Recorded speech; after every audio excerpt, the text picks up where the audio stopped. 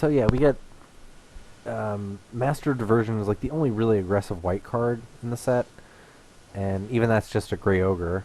It's a 2/2 for a 3, and then you get, like you were saying, a Wall of Swords, and Siege Mastodon, and Pillarfield Ox, and it's just there is no white weenie rush strategy here. They cut the bears from white and black. Silvercoat Lion is not in the set, and the zombie guy from black is not in the set either. Yeah, the Walking Corpse or whatever. Yeah. Yeah, this is crazy. So white is slowed down to where the weenie rush isn't even actually an option anymore. Wow, this format might be really, really slow. Yeah.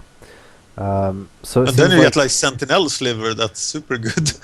that's the good weenie. Okay, yeah. Sentinel Sliver is the only bear that we have left in white. So a bit better than a Silvercoat Lion. Yeah. So overall, what it feels like to me is we're going with a couple of archetypes here, but in all reality, we have the archetypes that we have slivers, and then we have the archetypes that are going to try and beat slivers. Yeah. It seems like every color has a big, like, fat butt body that can block a big sliver. And I think the slivers will be spread out on several decks because there's no downside to picking a sliver. No. It's not like because they don't boost your opponent's slivers, so you don't have to fear other slivers. Yeah, and I think that was intentional. I think it was absolutely. So that you could pretty confidently draft Sentinel Sliver in your white-green deck without having to go slivers, because Sentinel Sliver is still a fine card by itself, as is the Predatory Sliver and whatnot. So I think slivers is probably going to be overdrafted. I don't think I'm ever going to go for slivers right away unless I get very, very clear signs that I should be in slivers.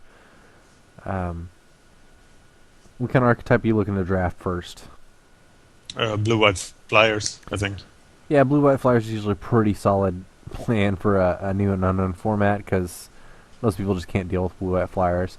I'm telling you right now, I'm going for that black-white enchantments deck with Blightcaster. Yeah, I'll do that if I see the Blightcaster in the first 3 picks. Say if I open a Blightcaster, if I get past a Blightcaster, I'm just going for that deck. And actually, I think black-green looks pretty solid to me overall. It does. But looking at, there's no the green Smash Through on the Ground deck is gimped since 13. And it might just be a really slow format that they intended slivers to be the Boros of the format that would keep the defensive decks in check. Yeah, that's what it looks like. It's just make sure the defensive decks aren't too defensive.